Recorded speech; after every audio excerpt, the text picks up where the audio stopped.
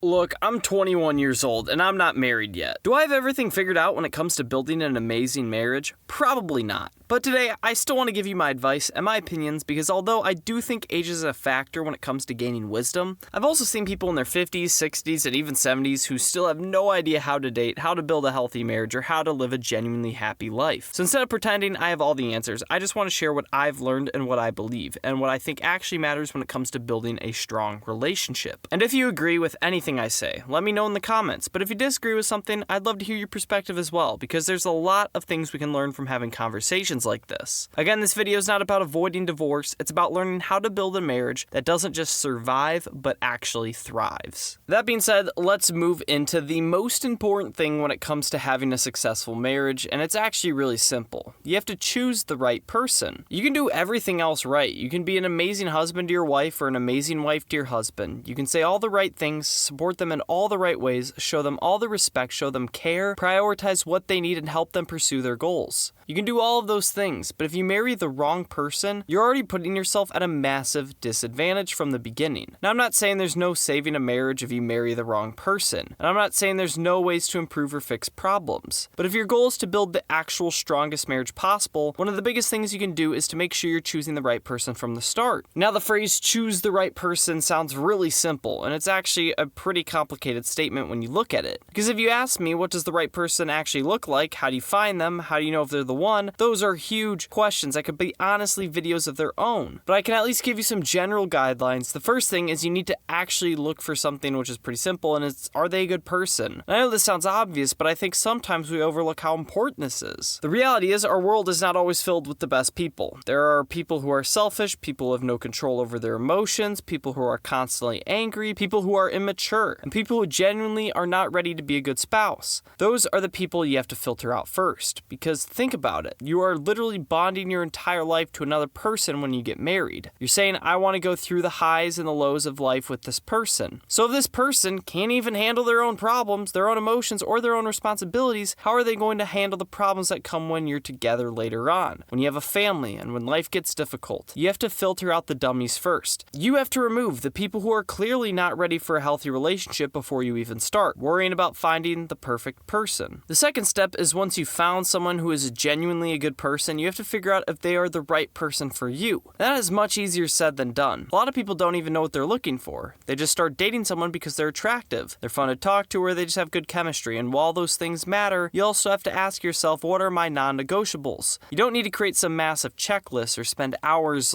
try to figure out your dream spouse, but you should have an idea of what qualities are important to you. For me personally, one thing I needed was I need someone who was respectful towards me. There were times before I met my current girlfriend where I went on first dates with people who would immediately make me feel like I was stupid or like I couldn't think for myself, and honestly, those dates ended right there. Not because that person was necessarily a terrible person, but because I knew that type of relationship was not something I wanted to build my life around. So for you, figure out what those things are. Do you need someone who values family, someone who is kind, someone who is hardworking, someone who shares your faith, someone who communicates well? Whatever those things are for you, you need to make sure you find them when you're dating them, because that's the process where you're going to find out if somebody matches those qualities in the first place. And if they don't, it's better to find that out sooner rather than later. The final thing I think is extremely important when choosing the right person is making sure you share the same values. There's this idea that opposites attract, and I think that there is some truth to that. Your differences can actually be valuable because someone can help you balance out your weaknesses and make your life better. But when it comes to the foundation of your marriage, you need similarities. You need to be aligned on the things that actually matter. I would say the biggest ones are religion, money, politics, family, and where you want to live. Those are the 5 areas that can completely change the direction of your life. And the good thing is you can actually learn a lot about these things while dating without making it weird. Obviously, you're not going to go on a first date and say, so, where are we moving after we get married? How many kids are we going to have? Are we going to combine our finances? Those conversations are way too intense for the beginning. But you can ask smaller questions that reveal a lot. You can ask if someone goes to church. You can ask about what they believe in. You can ask what they're passionate about. You can learn about someone's relationship with money by simply paying attention. Do they constantly talk about buying expensive things? Do they only talk about working hard and saving? Do they have goals? Do they avoid the topic completely? All of those things will tell you how someone is living their life. You don't have to agree on every single little thing In fact, you probably won't. But you need to make sure you guys agree on the things that will shape your future together. Because the last thing you want to do is to date someone for a year, 2 years, or even longer, only to realize that you were building a life you didn't want to live. Choosing the right person is not about finding someone who's perfect. It's about finding someone who is good, someone who challenges you to become better, and someone who is already building towards the same future you are. All that being said, though, the next step after finding the right person is becoming the right person, because the first 50% of building an amazing marriage is finding someone who is good for you, but the other 50% is actually becoming someone who is good for them. And honestly, this is something that is pretty simple, but it requires a lot of self-reflection. I'm not trying to make this sound vague or overly complicated, but at the end of the day, you have to clean yourself up. Now, maybe you don't need to clean yourself up. Maybe you're already doing a great job and you're already in a good place, but the first thing you need to do, just like we talked about when finding the right person, is making sure you're not the problem. Make sure you're not the jerk. Make sure you're not someone who's constantly hurting the people around you. Make sure you're not bringing unnecessary chaos into someone else's life. And I know that can be uncomfortable to hear because sometimes it requires looking at yourself and admitting that there are things you need to work on. But the reality is no person is going to fix you. A relationship is not supposed to be a solution to your problems. Your future spouse is not supposed to come into your life and magically make you a better person. You have to work on yourself before you enter a serious relationship, because the last thing you want to do is to bring someone into your life who you end up hurting because you never dealt with your own issues. If you're struggling with addiction, start working on those before you get into a relationship. If you have intense anger issues, start working on controlling those things before you get married. If you have things in your life that are holding you back, don't ignore them and hope that another person will somehow fix them. The goal isn't to become perfect before you date someone, because nobody is perfect. The goal is to be self-aware enough to recognize your weakness and actively work on becoming better. And if you're not ready to settle down and build a life with someone, then don't pretend like you are. Don't force yourself into a relationship because you're lonely or because everyone around you is dating. Make sure you're actually becoming someone who is ready for the responsibility of loving and supporting another person. Then when it comes to the practical side of life, just continue living your life and becoming the best version of yourself. Go get a job, pursue your goals, build your career, work on your finances, develop your hobbies. Become someone who is excited about the life they are building. If your faith is important to you, continue growing in that. If politics or volunteering are important to you, get involved in those things. If there are passions or values that matter to you, continue pursuing them. Because what you'll start to notice is that as you improve your own life, you'll put yourself out there and you'll naturally increase your chances of meeting someone who is on a similar path. I'm not trying to be overly cheesy and say the second you stop looking for love, someone is just going to fall into your lap. That's not how life works. Maybe it happens for some people, but it's not the point. The point is that you have to build your foundation first. And that foundation is simple. Find the right person and become the right person. Because when two people who are both trying to grow, improve, and build something meaningful come together, they're going to have a much stronger chance at creating a successful marriage than two people who are completely reckless and expect the relationship to fix them. A great marriage isn't built by two perfect people. It's built by two people who are committed to becoming better together. That being said, once you figure out those first two parts, finding the right person and becoming the right person, now comes the part where both people have to work together to build the best relationship possible. Because at the end of the day, even if you find an amazing person and you've worked on yourself, a great marriage doesn't just happen automatically. It once again takes two people choosing each other every single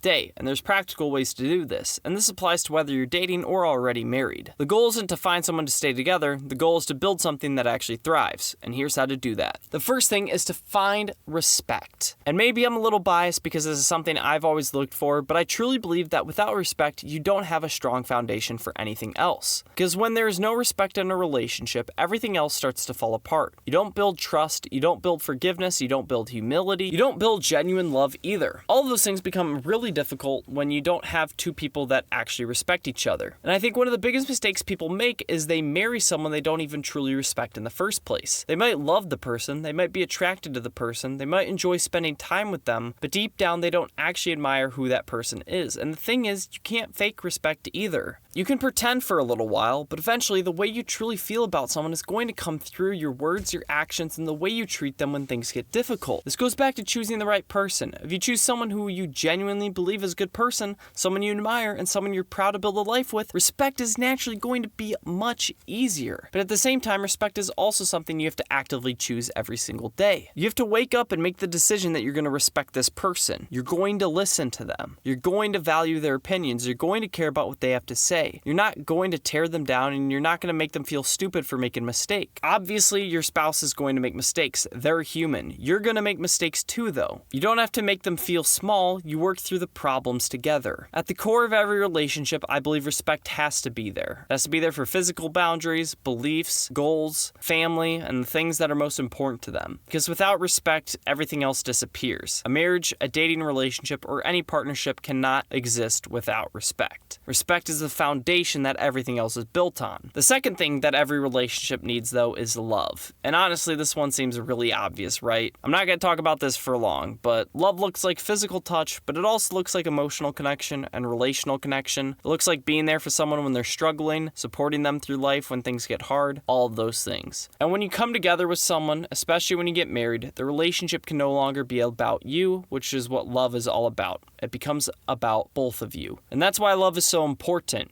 You can respect someone, you can trust someone, you can get along with someone. But if you don't genuinely love each other, there's something just missing. That's one of the biggest things that separates dating and marriage from everything else, is there's a deeper commitment, a deeper connection, and a deeper sense of love where you are choosing this person and choosing to build a life together. Which leads to another core component, though, which is trust. If you can't trust each other, you probably don't have a relationship. I know people who have been dating their significant other for years, but somewhere along the way, their partner cheated on them. Maybe it happened once, maybe it happened twice, maybe it happened multiple times. And even though they continued the relationship never really truly grows or blossoms. And the reason is simple: they don't trust each other anymore. They can't fully open up. They can't share their deepest emotions. They can't be completely vulnerable because in the back of their minds, they're like, can I even trust this person? Because when someone has already shown that they can't be trusted, especially in a major way like cheating, it becomes extremely difficult to build a healthy relationship. And again, it's not about the big things. It can also be the small things too, to be completely honest. Can you trust them with feelings, being vulnerable? Can you trust them when life gets difficult? Because if you can't trust them then, you're never going to trust them at all. A lack of trust often leads to a lack of honesty. A lack of honesty leads to more problems, and those problems continue to build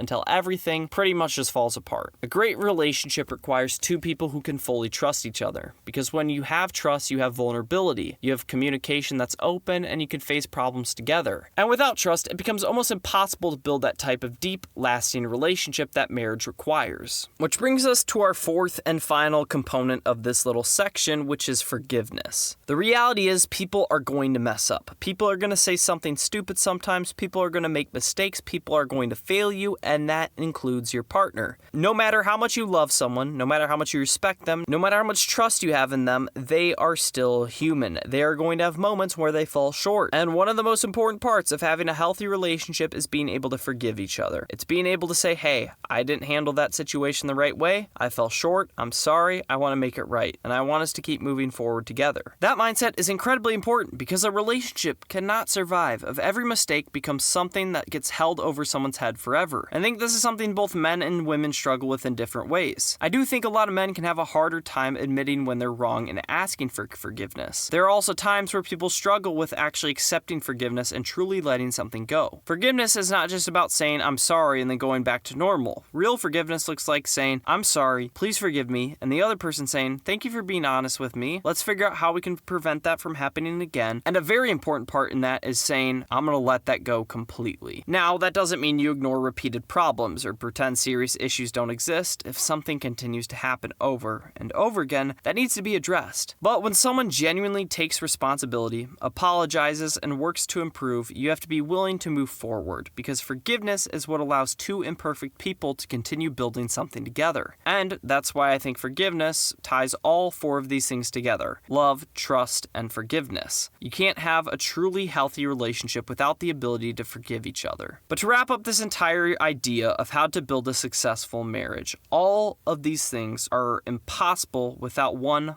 final thing: an unwavering commitment to each other. And I don't just mean a commitment to not cheat. I don't mean a commitment to never get divorced. Those things are important, but that's not the full picture. I'm talking about a commitment to everything we've talked about in this video. A commitment where every single day you wake up and say, I'm going to choose this person. I'm going to choose to love them. I'm going to choose to respect them. I'm going to choose to trust them. I'm going to choose to forgive them. Because at the end of the day, those things don't just happen automatically. You don't wake up every morning and magically feel like the perfect spouse. There are going to be difficult days. There are going to be moments when you're frustrated. There are going to be times where you don't feel like putting in the effort. That's where the the commitment comes in. A great marriage is built by two people who continue showing up for each other, even when things aren't easy. And it's not just about your relationship with your partner, it's also about continuing to improve yourself. Because if one person continues growing and improving and becomes better while the other person decides to stop trying, eventually that imbalance is going to start affecting the entire relationship. A marriage is two people moving forward together. It's like two people walking in the same direction. Both people are pushing forward, supporting each other, and growing together. They become stronger than they ever could have been alone. But if one person starts falling behind and refuses to keep moving, eventually it starts pulling the entire relationship backwards. That's why both people have to be committed, not to perfection because nobody's perfect, but committed to growth, committed to loving, committed to becoming the best versions of themselves and building something meaningful together. Because the reality is, marriage is not always going to be easy. It's going to have hard seasons. It's going to have arguments. It's going to have moments where you wonder how you're going to get through something. But the commitment once again says, I love you enough that I want to get through these things together. I love you enough to keep choosing you, and I love you enough to keep building a life with you. And I think that's ultimately what creates an amazing marriage. Not two perfect people, but two people who are willing to completely come together, completely committed, and completely set on choosing each other every single day and loving each other every single day. And I think it's really that simple. But now, obviously, before you can build an amazing marriage, you have to first build a healthy relationship with someone in the first place. And a lot of people struggle with that part. They want a great relationship, but they unknowingly make mistakes that push the right people away or keep them from building the connection they actually want. So if you're in your 20s and you're trying to improve your dating life, I think you're really going to enjoy this next video. 7 dating mistakes keeping you single in your 20s. I'll see you over there.